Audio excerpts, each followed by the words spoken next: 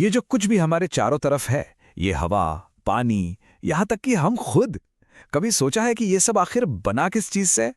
इसका जवाब ना एक ऐसी दुनिया में छिपा है जो इतनी छोटी है कि हम उसे देख भी नहीं सकते।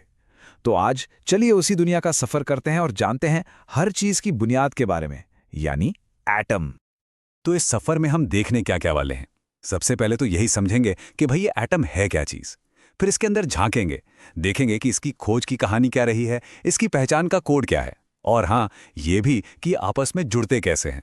और आखिर में हम एटम के कुछ जुड़वा रूपों से भी मिलेंगे। तो चलिए शुरू करते हैं। तो सबसे पहला और सबसे जरूरी सवाल, एटम आखिर है क्या? देखिए, ये कोई नया सवाल नहीं है। इसने सदियों से वैज्ञानिकों को सोचने पर मजबूर किया है।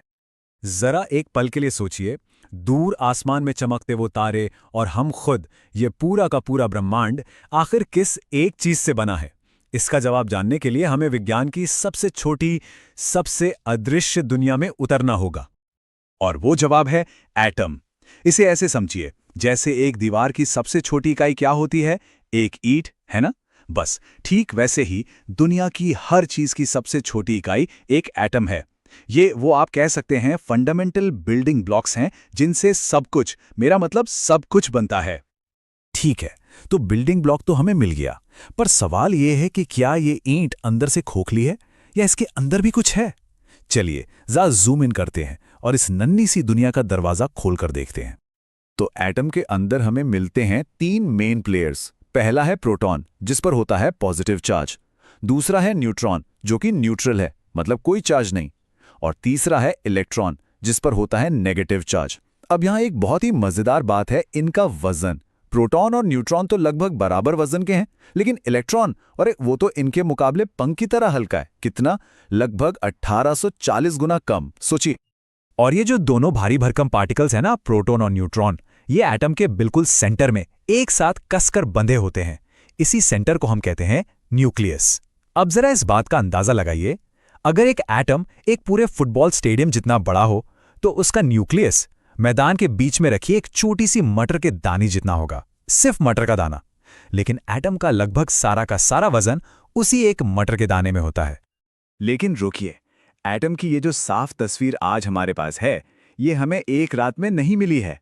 नहीं, इसके पीछे कई ब्रिलियंट वैज्ञानिकों की सालों की मेहनत है। एक के बाद एक हुई खोजों की एक बहुत ही रोमांचक कहानी है।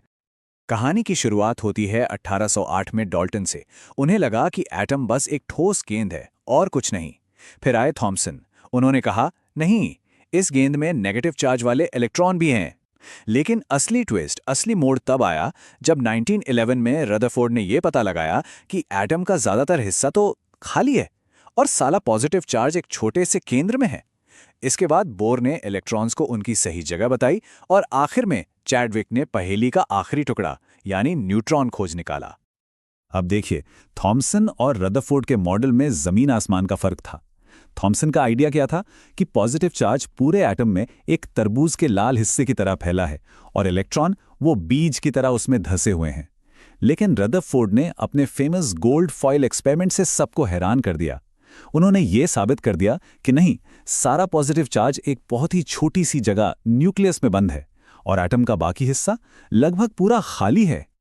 अच्छा, रदरफोर्ड ने ये तो बता दिया कि एटम खाली है, पर एक सवाल का जवाब वो नहीं दे पाए कि ये नेगेटिव इलेक्ट्रॉन पॉजिटिव न्यूक्लियस में गिर क्यों नहीं जाते। इस पहेली को सुलझाया नील्स बोहर ने। उन्होंने एक बहुत ही कमाल की बात कही। उन्होंने कहा कि इलेक्ट्रॉन ऐसे ही कहीं भी आवारा नहीं घूमते, बल्कि वो न्यूक्लियस के चारों ओर अपनी फिक्स्ड कक्षाओं या कहिए शेल्स में ही चक्कर लगाते हैं, बिल्कुल वैसे ही जैसे हमारे ग्रह सूरज के चारों ओर घूमते हैं। ठीक है, तो अब हमें एटम के अंदर के पार्ट्स पता चल गए हैं, पर अगला सवाल ये है कि एक सोने का एटम एक लोहे के एटम से अलग क्यों होता है? मतलब क्या चीज है जो इन्हें अलग बनाती है? इसका राज उसके अपने एक यूनिक आइडेंटिटी कोड में छुपा है। और ये कोड है एटॉमिक नंबर। और ये है क्या? ये कुछ और नहीं, बस न्यूक्लियस में मौजूद प्रोटॉन्स की गिनती है। सिंपल। और यही वो नंबर है जो किसी भी एलिमेंट को उसकी पहचान देता है। जैसे अगर 6 प्रोटॉन है तो वो हमेशा हमेशा कार्बन ही होगा। अगर 8 प्रोटॉन है तो वो हमेशा ऑक्सीजन होगा।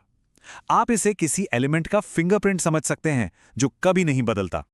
अब पहचान का दूसरा हिस्सा है मास नंबर। जैसा नाम से ही क्लियर है, ये एटम के वजन यानी मास के बारे में है। ये न्यूक्लियस के अंदर मौजूद प्रोटॉन्स और न्यूट्रॉन्स का टोटल सम है। बस इन दोनों को जोड़ दीजिए। हम इसमें इलेक्ट्रॉन्स को क्यों नहीं गिनते? अरे क्योंकि वो इतने हल्के हैं कि उनके वजन से कोई खास फर्क पड़ता ही नहीं। और ये देखिए, इसे लिखने का तरीका भी कितना शानदार है। कार्बन 12 का ये उदाहरण देखते हैं। नीचे जो 6 लिखा है वो है इसका एटॉमिक नंबर, मतलब इसमें 6 प्रोटॉन हैं। और ऊपर जो 12 लिखा है वो है इसका मास नंबर, यानी 6 प्रोटॉन प्लस 6 न्यूट्रॉन। है ना एकदम सिंपल। तो हमने एटम के सेंटर यानी न्यूक्लियस की बात तो कर ली। अब चलिए जरा बाहर की तरफ चलते हैं, उन इलेक्ट्रॉन्स की दुनिया में जो चक्कर लगा रहे हैं, क्योंकि असली मजा, सारी केमिस्ट्री का राज यहीं छुपा है। देखिए, इलेक्ट्रॉन न्यूक्लियस के चारों तरफ जो शेल्स बने हैं उनमें कुछ नियमों के हिसाब से रहते हैं। जैसे पहले शेल में ज्यादा से ज्यादा 2 आ सकते हैं, दूसरे में 8, और इसी तरह। जो सबसे बाहरी शेल होता है ना, उसे कहते हैं वैलेंस शेल। और यहीं से केमिस्ट्री का सबसे बड़ा नियम आता है। हर एटम अपनी जिंदगी में बस एक ही चीज चाहता है, अपने इस बाहरी शेल को पूरी तरह से भरना। समझिए कि यही उनकी जिंदगी का मकसद है, क्योंकि तभी वो स्टेबल या कह लीजिए खुश महसूस करते हैं। और स्टेबल होने की इसी चाहत से तय होती है वैलेंसी। वैलेंसी मतलब एक एटम दूसरे एटम्स के साथ कितने हाथ मिला सकता है या कितने बॉन्ड बना सकता है। और इसे निकालने का तरीका ना बहुत ही आसान है। बस उसके बाहरी शेल के इलेक्ट्रॉन गिन लीजिए। अगर 1 से 4 हैं तो एटम उन्हें देना पसंद करेगा। अगर 5 से 8 हैं तो वो 8 पूरा करने के लिए कुछ इलेक्ट्रॉन लेना चाहेगा। और बस यही लेन देन ये तय करता है कि कौन सा एटम किसके साथ जुड़ेगा। अच्छा, आमतौर पर तो एक एलिमेंट के सारे एटम एक जैसे ही होते हैं, लेकिन कभी-कभी नेचर में कुछ वेरिएशंस भी देखने को मिलते हैं। चलिए एटम के इन अनोखे जुड़वा भाई बहनों से मिलते हैं। सबसे पहले बात करते हैं आइसोटोप्स की। आप इन्हें एक ही परिवार का सदस्य समझ सकते हैं। मतलब इनमें प्रोटॉन की संख्या तो बिल्कुल एक जैसी होती है, इसलिए इनकी पहचान नहीं बदलती, एलिमेंट वही रहता है। फर्क सिर्फ इतना है कि इनके न्यूक्लियस में कुछ न्यूट्रॉन कम या ज्यादा होते हैं, जिससे इनका वजन बदल जाता है, कोई हल्का तो कोई भारी। इसका बेस्ट एग्जाम्पल है हाइड्रोजन। इसके तीनों जुड़वा रूपों में एक ही प्रोटॉन है, तो हैं तो तीनों हाइड्रोजन ही, लेकिन जो सबसे कॉमन है प्रोटियम, उसमें कोई न्यूट्रॉन नहीं होता। ड्यूटेरियम में एक न्यूट्रॉन आ जाता है और इसी से बनता है भारी पानी, हैवी वाटर। और ट्राइटियम में 2 न्यूट्रॉन होते हैं, जो इसे रेडियो एक्टिव बना देता है। देखिए, पहचान एक ही है, पर गुण कितने अलग अलग हैं। और अब बात करते हैं आइसोबार्स की।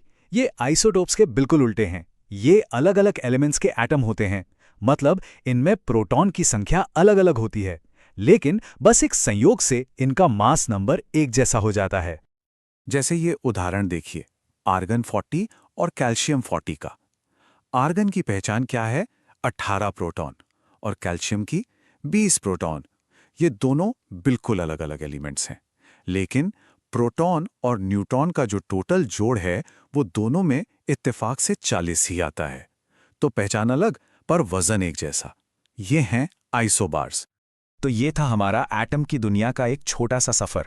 लेकिन जाने से पहले मैं एक सवाल के साथ सब कुछ छोड़कर जाना चाहूंगा। हमने अभी ये जाना कि एटम का 99.9% हिस्सा खाली जगह है। तो फिर ये दीवार, ये मेज या हमारा अपना हाथ, ये ठोस क्यों महसूस होते हैं? एक खाली जगह से बनी चीज दूसरी खाली जगह से बनी चीज के आर पार क्यों नहीं निकल जाती? इस पर सोचिएगा जरूर।